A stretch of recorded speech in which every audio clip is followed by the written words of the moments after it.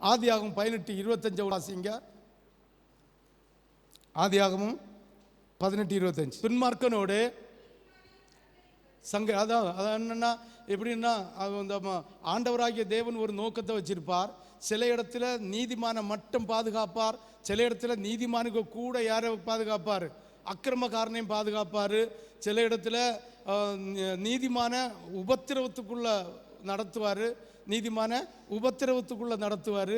சில விதத்தில் அக்கிரமக்காரனை சந்தோஷமாக நடத்துவார். அதனால அந்த அக்கிரமக்காரன் இப்படி இருக்கிறான், இந்த நீதிமான் இப்படி கஷ்டப்படுகிறான், அவன் இப்படி இருக்கிறான்னு தேவத்திட்ட பாருங்க. ஒரு இடத்துல ஒரு ஓமை வருது. ஒரு நெற்செடி விதைச்சாச்சு. அதில் இவன் உறங்கும்போது சாத்தான் வந்து களை விதைக்கிறான். மறுவாரத்தில் களவிடுங்க போகிற அந்த வயலுக்கு போனவியா பயிரோடு சேர்ந்து களையும் வருதுன்னு சொல்கிறான். உடனே ஆண்டவர் என்ன சொன்னார்? இப்போ பிடிங்க போடாத, ஏன்னா இப்போ பிடுங்கினா பயிருக்கு என்ன செய்யும்? சேதம் வரும், பயிருக்கு சேதம் வரும். அதான் நீதிமானுக்கும் துன்மார்க்கனும் ரெண்டு பேரையும் ஒத்து பாதுகாத்துட்டே இருப்பார். ஆனால் கடைசி நாளில் அகங்காரிகள் எங்கே போகணும்? பாதாளத்தில் போகணும். நீதிமானிகள் களஞ்சியத்தில் கொண்டு சேர்க்கப்படும். ஆமென், ஹல்லேலூயா. அப்போ அவர் எந்த ஒரு அவருடைய வழியை நம்ம யாரும் அறிய முடியாது. அவர் ஊழியக்காரங்களை நடத்துகிற விதம் அது யாரும் அறிய முடியாது. வாசிங்க பார்ப்போம். 1 ராஜாக்கள் புஸ்தகம் 22வது அதிகாரம் 8வது வசனம். 1 ராஜாக்கள் 22:8.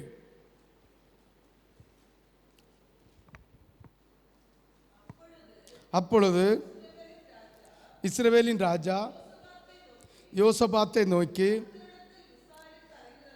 கர்த்தரிடத்தில் விசாரித்து அறிகிறதற்கு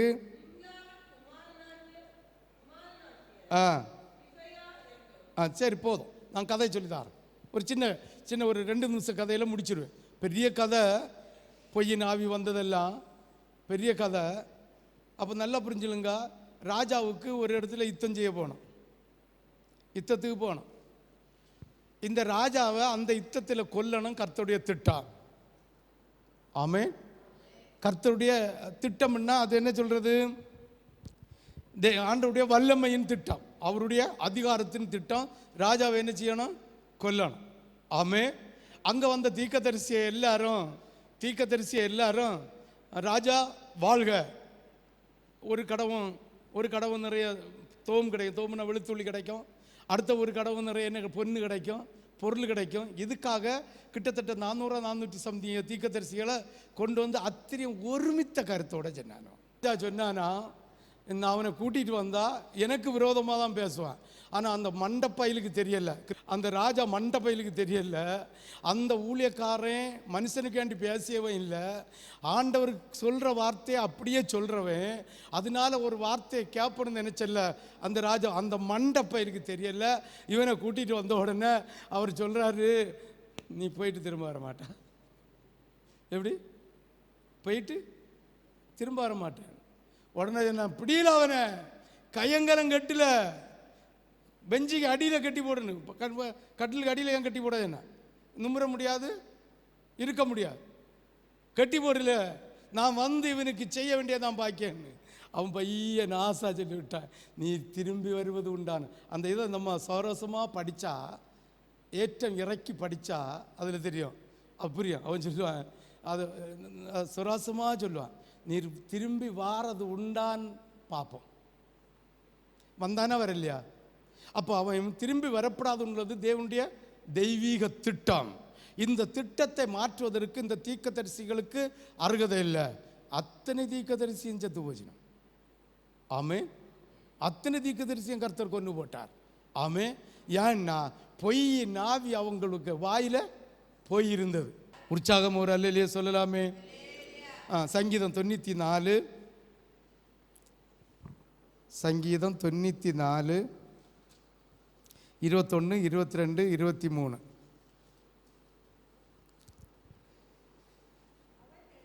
அவர்கள் நீதிமானுடைய ஆத்துமாவுக்கு விரோதமாய் கூட்டம் கூடி குற்றமில்லாத இரத்தத்தை குற்றப்படுத்துகிறார்கள். ஆமென், ஹல்லேலூயா. இவர்கள் நீங்க தான், கிறிஸ்தவர் தான். ஆமென், ஆமென். நீங்க தான். ஆமென். எப்படி கூட்டம் கூடி வாசிங்க.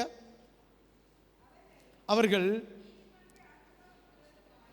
நீதிமான்களின் கர்த்தருடைய பிள்ளைகளின் ஆத்மாவுக்கு விரோதமாய் கூட்டங்கூடி குற்றம் இல்லாத இரத்தத்தை குற்றப்படுத்துகிறார்கள். ஆமென், ஆமென், ஹல்லேலூயா. சிந்திச்சு பார்க்கணும், யோசித்து பார்க்கணும். ஆண்டவராகிய இயேசுவை வாசிங்க பார்ப்போம். 21. அவர்கள் தேவனுடைய பிள்ளைகளின் ஆத்துமாக்களுக்கு விரோதமாய் கூட்டம் கூடி. ஆமென். எப்போ சபையிலிருந்து ஒன்று திருங்குதோ அதுக்கு கூட 2-3 சேர்ந்துக்கலாம். ஆமென், ஹல்லேலூயா. அதுதான் அது அது அது அது அப்படிதான். ஆமென். அதுதான் இன்னைக்கு சொல்லுது, நீதிமான்களுடைய தேவனுடைய பிள்ளைகளுடைய இருதயம் விசனப்படும்படி வாசி விரோதமாய் கூட்டம் கூடி குற்றமில்லாத இரத்தத்தை குற்றப்படுத்துகிறார்கள். இனி அடுத்த வசனம் வாசி. கர்த்தரோ எனக்கு அடைக்கலமும் என் தேவன் இருக்கிறார். ஹல்லேலூயா. எத்தனை கூட்டம் கூடட்டு, எத்தனை கூட்டம் கூடட்டு பாருங்க.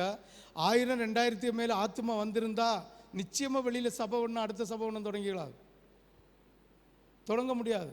1000-2000 ஆத்மா வச்சுட்டு ஊழியக்காரன் எழும்ப இதில் தான் போட முடியும், வெளியில் ஒன்றும் போக முடியாது.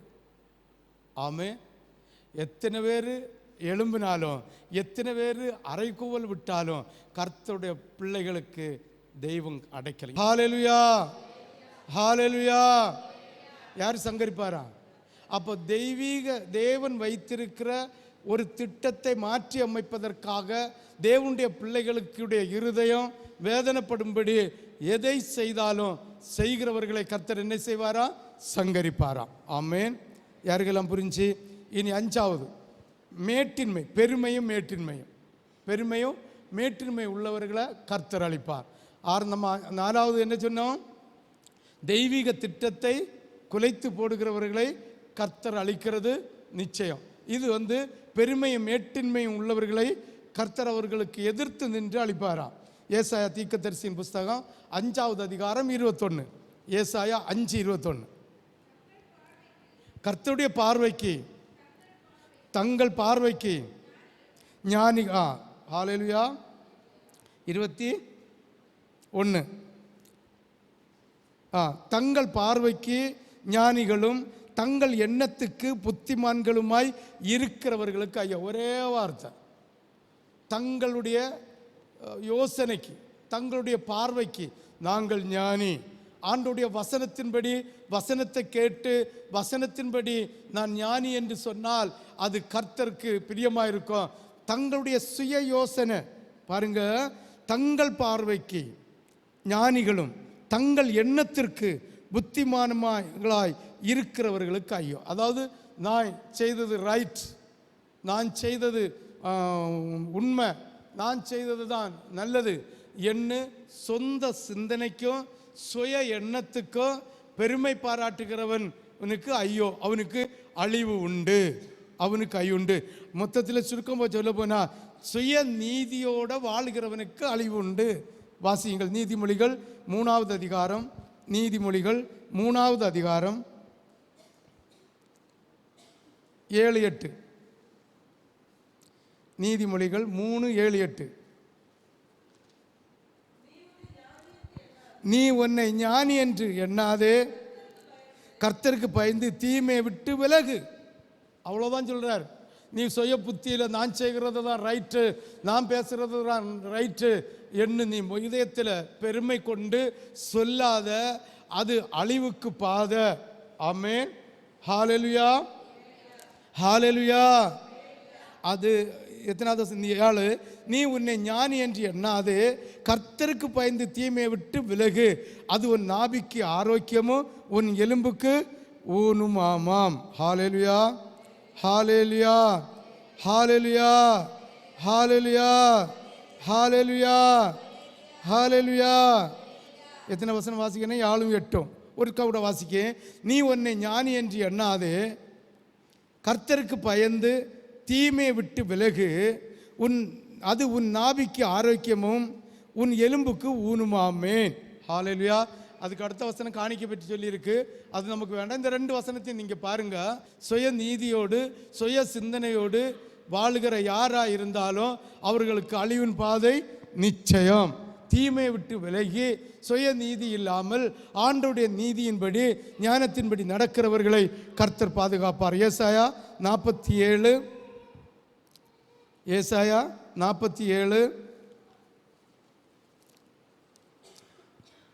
10, 11 தொடர்ந்து வாசிக்கணும். ஏசாயா 47 10வது வசனத்திலிருந்து வாசி. உன் துன்மார்க்கத்திலே நீ திட நம்பிக்கையாயிருந்து என்னை பார்க்கிறவர் ஒருவரும் இல்லை என்றாய். உன் ஞானமும் உன் அறிவுமே உன்னை கெடுத்தது. நான் தான் என்னை தவிர ஒருவரும் இல்லை என்று உன் இருதயத்தில் எண்ணினாய். ஆமென். ஹல்லேலூயா. யாருக்கெல்லாம் விளங்குது? விளங்குறவங்க எல்லாம் ஒரு அல்லேலூயா சொல்லலாமே. ஹல்லேலூயா. ஒரு கூட நான் கிளியராக வாசிக்கிறேன். உன் துன்மார்க்கத்திலே, துன்மார்க்கத்தின்னா உடனே நினச்சிட்டு சாராய குடி பெண்ணு பிடிச்சியே இல்லை அடுத்த வஞ்சி, அப்படி கிடையாது. ஆண்டவருக்கு மகிமை செலுத்தாத காரியத்தில், ஆண்டவருக்கு விருப்பமில்லாத காரியங்களை ஒருவன் ஆகிலும் ஒருத்தி ஆகிலும் செய்தால் அவர்கள் துன்மார்க்க தனம் உடையவர்கள் என்று வேதம் அநேக இடத்தில் சொல்லப்படுகிறது. உன் துன்மார்க்கத்திலே நீ திட நம்பிக்கையாயிருந்து. ஆனால் நமக்கு தெரியாது, நம்ம யோசித்தது துன்மார்க்க தனமாகும், நம்ம செய்தது துன்மார்க்க தனமாக்கும், நம்ம பேசுறது துன்மார்க்க தனமாக்கும், நம்முடைய நாவு செய்கிற அக்கிரமங்க எல்லாம் துன்மார்க்க தனம்னு நமக்கு தெரியாது. நமக்கு தெரியாமலே நம்ம என்ன செய்வோம்? நாம் பேசுறது ரைட்டு, ஆமே, நான் யோசிக்கிறது ரைட்டு, அப்படிதானே? ஆண்டுடைய வார்த்தை வந்தால் உணர்வு அடைஞ்சிட்டா பாக்கியம். ஆமே, நான் யோசிக்கிறது ரைட்டு, நான் சிந்திக்கிறது ரைட்டு, நான் இப்படி பதில் சொல்லணுமா, நான் இப்படி பதில் சொல்லுவேனே, ஏன் நம்ம அடங்கி இருக்கணும்? தேவனுடைய பிள்ளைகள் தாழ்மை, ஆமே, ரொம்ப முக்கியம். பாருங்க, உன் துன்மார்க்கத்திலே நீ திட நம்பிக்கையாக இருந்து என்னை பார்க்கிறவர் ஒருவரும் இல்லை என்றாய். உன் ஞானமும் உன் அறிவுமே உன்னை கெடுத்தது. நான் தான் என்னை தவிர ஒருவரும் இல்லை என்று உன் இருதயத்தில் எண்ணினாய்.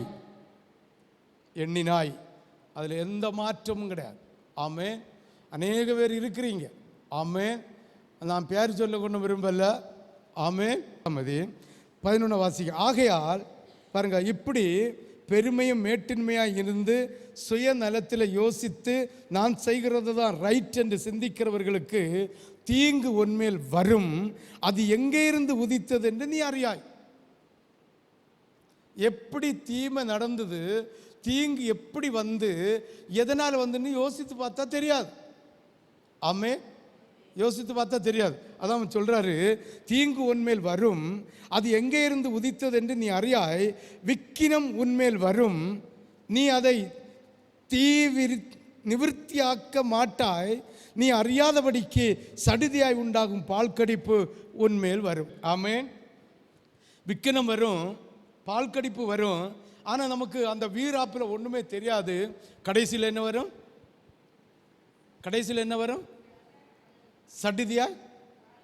சடிதியா வரும். ஐயோ, நேற்று தானே இருந்தேன் பாருங்க, என்ன நேற்று உங்கள்கிட்ட இவ்வளோ பேசிட்டு போகிறேன், ராத்திரியை பாருங்க செத்து போயிருந்தா சடிதி ஆபத்து. ஆமே, ஹல்லேலூயா. விக்கினம் நம்ம மேலே வரும், உபத்திரவம் நம்ம மேலே வரும். ஆனால் நம்ம புரிஞ்சுக்கொள்ள மாட்டோம். நம்ம என்ன செய்ய மாட்டோம்? திடீர்னு ஒரு நாள் சடிதி ஆபத்து வந்து ஒரு 5 லட்சம் 10 லட்சம் 20 லட்சம் ரூபா ஆஸ்பத்திரியில் நடக்குது. கதைகள் உலகத்தில் நடக்குது கிறிஸ்தவர்களுக்குள்ள. என்னை யாரெல்லாம் பரிகாசம் அடித்தாங்களோ அத்தனை பேருடைய உபத்திரவத்தையும் என் கண் காணும் காது கேட்கும். அதுக்கப்புறம் தான் சாவும். ஆமென். ஏசாயா 47:10 வாசித்தோம். 11 வாசித்தோமா? 11 வாசிக்கிறேன். என்ன வாசித்தேன்? தீங்கு உன்மேல் வரும். அடுத்த 12 வாசி. நீ உன் சிறு வயது முதல் பிரயாசப்பட்டு பழகி வருகிற உன் ஸ்தம்பன வித்தைகளையும் பழக்கப்படுத்தணும்னா ஆண்டவர் நம்மளை பழக்க. இப்போ மோசேய ஆண்டவர் சின்ன வயசுலேருந்து 40வது வயசு வரை பழக்கி எடுத்தார். அது வேற. பழகினது நம்ம பழகினது. நம்முடைய சுயமுயற்சியில், நம்ம சுய சிந்தனையில், நம்ம நம்ம சாமர்த்தியம், கராத்தே படித்தது, அடிமுறை படித்தது இல்லைங்க, எல்லாம் எப்படி சம்பாத்தியம் உண்டு பண்ண படித்தது எப்படி எங்கிலும் ஆமென். அதுதான் அவர் சொல்கிறாரு. எத்தனாவது வசனம் 12, நீ உன் சிறு வயது முதல் பிரயாசப்பட்டு பழகி வருகிற உன் ஸ்தம்பன வித்தைகளையும் உன் திரளான சூனியங்களையும் நீ அனுசரித்து நில்லு. அவைகளால் உனக்கு பிரயோஜனம் உண்டோ, பலன் உண்டோ பார்ப்போம். வாசிங்க.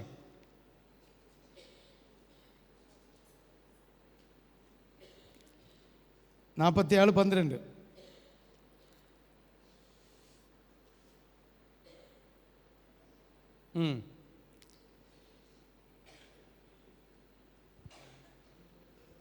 நீ உன் சிறு வயது முதல் பிரயாசப்பட்டு பழகி வருகிற உன் ஸ்தம்பன வித்தைகளையும் உன் திரளான சூனியங்களையும் நீ அனுசரித்து நில். அவைகளால் உனக்கு பிரயோஜனம் உண்டோ, பலன் உண்டோ என்று பார்ப்போம். ஆமென். ஹல்லேலூயா. இது ஒரு ஆளுக்கு மட்டுமில்லை, உங்களுக்கும் எனக்கும் உள்ள வார்த்தை. ஆமென். இது உங்களுக்கும் எனக்குள்ள நம்முடைய சாமர்த்தியம். அதான் சொன்னேன் தெரியுமா, அவ்வளவு ஆண்டவர்கிட்டோடு உறவாடியும் அந்த 6 மணி நேரமும் ஒரு பதிலும் இல்லை, ஒரு வார்த்தையும் இல்லை. உள்ளத்தில் அழுறேன், சாவுகல்ல, வலியினால், வேதனையினால் அழுறேன். ஆண்டவர் பதிலே தரல. ஆமென். இதுதான் அந்த ஆண்டவருடைய பரிசுத்த ஸ்தலத்தில் நின்று ஆண்டவரோடு உறவாடுகிற ஒரு பிள்ளைக்கு இந்த சூழ்நிலை என்ன, உங்களுக்கு என்ன சூழ்நிலை யோசித்து பாருங்கள். அதுதான், நீ உன் சிறு வயது முதல் பிரயாசப்பட்டு பழகி வருகிற உன் ஸ்தம்பன வித்தைகளையும் உன் திரளான சூனியங்களையும் நீ அனுசரித்து நில். அவைகளால் உனக்கு பிரயோஜனம் உண்டோ, பலன் உண்டோ பார்ப்போம். உன் திரளான யோசனைகளினால் நீ இளைத்து போனாய். இப்பொழுதும் ஜோசியரும் நட்சத்திரம் பார்க்கிறவர்களும் அமாவாசை கணிக்கிறவர்களும் எழும்பி உனக்கு நேரிடைவைகளுக்கு உன்னை விலக்கி ரட்சிக்க கூடுமோ. அதாவது இதுக்கு அர்த்தம், உலகத்தில் இருக்கிற ஞானிகளும் உலகத்தில் இருக்கிற அறிவாளிகளும் உலகத்தில் இருக்கிற மனுஷனும் உன்னை ரட்சிக்க முடியுமோன்னு கேட்குறார். ஆமென். சரி, அப்படியே அந்த அதிகாரம் பூரா அப்படி தான் இருக்குது. வாசிங்க. அதில் பிரத்யேகமாக அந்த 2 வசனம் தான், அது 10, 11, அடுத்து 12, இந்த 3-4 வசனம் தான். இதை ஒரு கூட வாசித்து முடியுங்க பார்ப்போம். ஒரு ஆள் வாசிங்க. 14, இதோ அவர்கள் இருப்பார்கள், சுட்டெரிக்கும் தங்கள் பிராணனை விடுவிப்பதில்லை, குளிர் காயத்தக்க தணலும் அல்ல, எதிரே உட்காரத்தக்க அடுப்பும் அல்ல. நீ பிரயாசப்பட்டு எவருடன் வியாபாரம் பண்ணினாயோ அவர்களும் அப்படியே இருப்பார்கள். அவர்கள் தங்கள் போக்கிலே போய் அலைவார்கள், உன்னை ரட்சிப்பார் இல்லை. தாளடின்னா என்ன அங்கே கேட்டேன், அப்படிதானே? தாளடின்னா என்ன?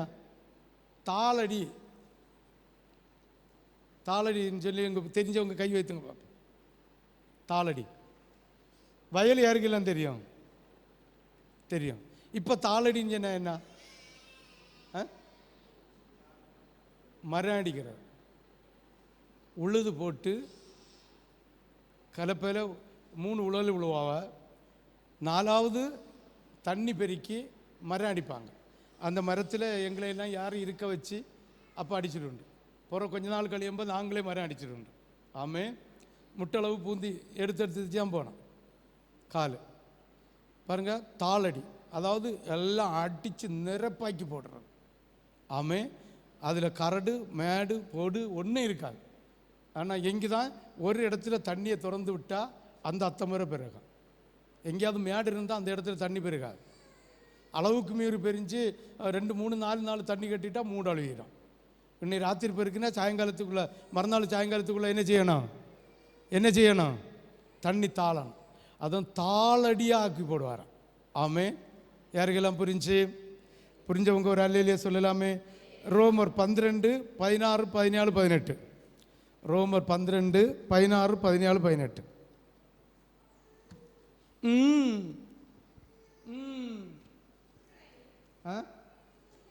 உங்களை துன்பப்படுத்துகிறவர்களை ஆசீர்வதியுங்கள், ஆசீர்வதிக்கப்படுகிறதே அன்றி சபியாதிருங்கள். ஹல்லேலூயா, ஹல்லேலூயா, ஹல்லேலூயா, ஹல்லேலூயா, ஹல்லேலூயா. ஆண்டவருக்கு ஸ்தோத்திரம் செலுத்தலாமே. ஹல்லேலூயா. வாசிங்க ரோமர் 12:16 வாசி. ஒருவரோடு ஒருவர் ஏக சிந்தை உள்ளவர்களாக இருக்கணும். எப்படி இருக்கணுமா?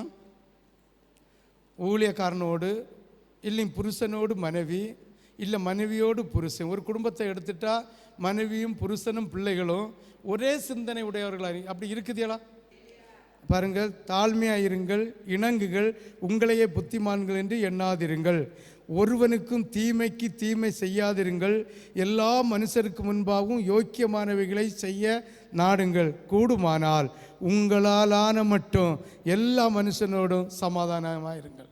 அதில் ஒரு வார்த்தை வச்சுருக்கு தெரியுமா? கூடுமானால். எல்லார்ட்டையும் சமாதானமாக இருக்க முடியாது. ஆமே. உடனே அங்கே நினைச்சப்படாது. ஆமே. எல்லார்ட்டையும் சமாதானமாக இருக்க முடியாது. கூடுமான வரைக்கும், அதாவது 99%. ஆமே. எல்லார்ட்டையும் என்ன செய்யணும்? ஐக்கியமாக இருக்க பழகணும். ஆமேன். ஹல்லேலூயா. 1 கொரிந்தியர் 3வது அதிகாரம், 1 கொரிந்தியர் 3வது அதிகாரம் 18, 19, 20. ஒருவனும் உங்களை நீங்கள் தானே வஞ்சிக்கப்படாது. அடுத்தும் வஞ்சிக்க மாட்டான் நம்மளை. இன்னும் சொல்கிறேன், இவ்வளோ வசனத்தை படித்து இவ்வளோ காரியத்தை அறிஞ்சிருக்கிற ஒன்றையும் என்னையும் அடுத்தவன் வஞ்சிக்க மாட்டான். ஒன்றை நீ வஞ்சிக்காமல் பார்த்துக்கலாம். ஆமே. ஹல்லேலூயா. வாசி.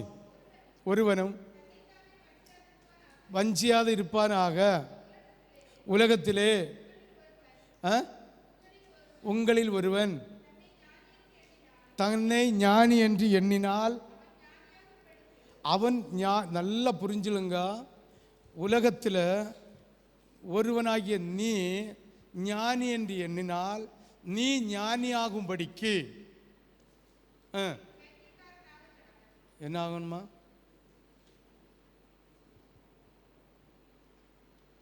என்ன ஆகணுமா?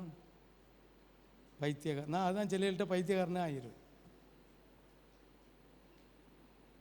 அடுத்து என்ன பேசினாலும் சிரிச்சுட்டு போயிட்டே இருக்கு. யாருக்கெல்லாம் விளங்குது? புரிஞ்சவங்க ஒரு அல்லையிலேயே சொல்லலாமே. ஞானின்னு நீ நினைச்சா நான் ஆண்டவர் பாதையில் ஞானமாக இருக்கிறேன் ஆண்டவர்னு சொன்னால் நீ என்னமா மாறணுமா? சொல்லுங்களா? நிறைய பேர் என்ன சொல்லி இவனுக்கு பைத்தியம், பிழைச்ச தெரியாது சொல்கிறாங்களா இல்லையா? 19 வாசி. இவ்வுலகத்தின் ஞானம் தேவனுக்கு முன்பாக. ஆமென். ஹல்லேலூயா, ஹல்லேலூயா. இந்த உலகத்தில் நான் செய்யது ரைட்டு, நான் பேசினது ரைட்டு, நான் சொல்லுவது தான் ரைட்டு, நான் சிந்திக்கிறது தான் ரைட்டு என்று வேத வசனத்திற்கு நீ இணங்கி போகாமல் இருந்தால் நிச்சயமாக கர்த்தர் பார்வையில் பைத்தியக்காரன் நீங்கள் தான். ஆமென். யாருக்கெல்லாம் புரியுது? அடுத்த 20 வாசி. ஞானிகளுடைய சிந்தனைகள் வீணா இருக்கிறது என்று கர்த்தர் அறிந்திருக்கிறார் என்று எழுதியிருக்கிறது. ஹல்லேலூயா. யாருக்கெல்லாம் புரியுது? அப்போ பெருமையும் மேட்டின்மையும் உள்ளவர்களுக்கு கர்த்தர் அழிவை வச்சிருக்கிறார். 6வது, தேவ நீதியை புரட்டுதல். ஒரே வசனம் முடிச்சிடும். தேவ நீதியை புரட்டுதல். ஏசாயா 5வது அதிகாரம், ஏசாயா 5வது அதிகாரம் 22 24 வரை. எத்தனை? 25 இருந்து ஏசாயா 5 22 இருந்து வாசி. சாராயத்தை குடிக்க வீரரும் மதுவை கலந்து வைக்க பராக்கிரமசாலிகளுமாய் இருந்து பரிதானத்திற்கு குற்றவாளியே நீதிமானாக தீர்த்து நீதிமானின் நியாயத்தை அவனுக்கு விரோதமாய் புரட்டுகிறவர்களுக்கு ஐயோ. ஹல்லேலூயா. ஹalleluya. அதான் நம்ம சாராயம் போதைகளை பற்றி பார்த்தோம். நம்ம அதில் என்ன பார்த்தோம்? உலக போதை, இன்னைக்கு பண மோகம், பண ஆசை, அதாவது பணத்தினுடைய மோகத்தினால அநேக தேவனுடைய நீதிகளை புரட்டு போடுகிறீர்கள். அநேக தேவனுடைய நீதிகளை புரட்டி பரிதானத்திற்கு குற்றவாளியை நீதிமானாக தீர்த்து நீதிமானின் நியாயத்தை அவனுக்கு விரோதமாய் புரட்டுகிறவர்களுக்கு ஐயோ. இத நிமித்தம் அக்கினி ஜுவாலை வைக்கோலை பட்சிப்பது போலவும் செத்தையானது நெருப்புக்கு இரையாகி எரிந்து போவது போலவும் அவர்கள் வேர் வாடி அவர்கள் துளிர் தூசியை போல் பறந்து போகும். அவர்கள் சேனைகளின் கர்த்தருடைய வேதத்தை வெறுத்து இஸ்ரவேலில் உள்ள பரிசுத்தருடைய வசனத்தை அசட்டை பண்ணுகிறார்களே. ஹalleluya. இந்த ஒரு வசனத்தின் திரும்ப வாசி 24. இது நிமித்தம் அக்கினி ஜுவாலை வைக்கோலை எரித்து போடுகிறது போலவும் செத்தையான, அதாவது ரொம்ப உணர்ந்து அதாவது உணர்ந்து காத்து போல இருக்கிற விரவு நெருப்பு பக்கத்தில் வைத்து இரையாகிறது போலவும் போகிறது போலவும் அவர்களுடைய வேர், அதாவது ஆண்டவருடைய நீதியை புரட்டுகிறவருடைய, ஆண்டவருடைய வசனத்தை புரட்டுகிறவருடைய, ஆண்டவருடைய சத்தியத்தை புரட்டுகிறவருடைய வேறு பாடி அவர்கள் துளிர் தூசியை போல பறந்து போகும். வேதத்தை வெறுத்து இஸ்ரவேலில் உள்ள பரிசுத்தருடைய வசனத்தை அத வேதத்தை வெறுக்கிறது நிமித்தம், வசனத்தை அசட்டை பண்ணுகிறது நிமித்தம் ஆமே அவருடைய குடும்பத்தில் வேறு அற்று, அதான் தலைமுறைக்கு வரைக்கும் சாபம் நிற்குமா. வாசி 24 25 வாசி. ஆகையால் கர்த்தருடைய கோபம் பாருங்க, வேதத்தை வெறுத்து இஸ்ரவேலில் உள்ள பரிசுத்தருடைய வசனத்தை அசட்டை பண்ணினார்கள். ஆகையால் கர்த்தருடைய கோபம் தமது ஜனங்களுக்கு விரோதமாய் மூண்டது. அவர் தமது கையை அவர்களுக்கு விரோதமாய் நீட்டி பர்வதங்கள் அதிரத்தக்கதாயும் அவர்கள் பிணங்கள் நடு வீதிகளில் குப்பை போல தக்கதாயும் அவர்களை அடித்தார். இவை எல்லாவற்றிலும் அவருடைய கோபம் மாறாமல் இன்னும் அவருடைய கை நீட்டினபடியே இருக்கிறது. அவர் தூரத்தில் உள்ள ஜாதிகளுக்கு ஒரு கொடியை ஏற்றி அவர்களை பூமியின் கடையாந்தரங்களிலிருந்து பயில் காட்டி அழைப்பார். அப்பொழுது அவர்கள் தீவிரமும் வேகமாய் வருவார்கள். ஆமே. சுருக்கமாக சொல்லித்தாரேன். அன்னை நாள் சொன்ன ராஜா வீட்டு பந்தியில் அழைக்கப்பட்டவர் ஒருத்தனை வராமல் தெருவில் இருந்தவர்களை கூப்பிட்டு, அதுலேயும் கல்யாண வஸ்திரம் போடாதவனை தூக்கி எங்கே போட்டார்? பால் கடிப்பும் இருளும் உள்ள இடத்துல போட்டார். அதே போல தான் தூர இருக்கிற பிள்ளைகளை விசில் அடித்து கூப்பிடுவாராம். என்ன செய்வாராம்?